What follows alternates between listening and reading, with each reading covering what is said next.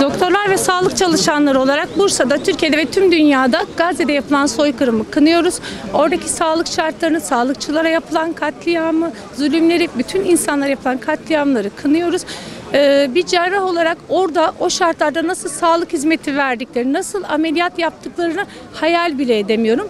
Bir an önce dur denilmesi gerekiyor. Bir an önce bir şeyler yapılması gerekiyor. Bu zulüm bitene kadar devam edeceğiz. Biz 14. haftadır aynı kararlılıkla yürüyüşümüze devam ediyoruz. Bizim zaten burada yaptığımız eylemde direkt savaşın durdurulmasına zaten öyle bir şey olsa her gün yaparız. Bizim burada amacımız duyarlılık kazandırmak. Hem topluma hem de vicdan sahibi insanları harekete geçirmek. Bizim burada ne kadar toplu olursak, ne kadar bir olursak bir şeyleri değiştirebiliriz. Bunu farkındalığını oluşturmak. Bizim teker her hafta dile getirdiğimiz boykot çağrısı, farkındalık çağrısı buna bir işarettir. Hep birlikte olunca nasıl boykotun etki ettiğini, bunu farkına varıyoruz. Aynı şekilde zulümlerin durması için biz çağrımıza devam edeceğiz. Her hafta bilinç, farkındalık uyandırmaya yürüyüşümüze devam edeceğiz. Ta ki zulüm bitene kadar.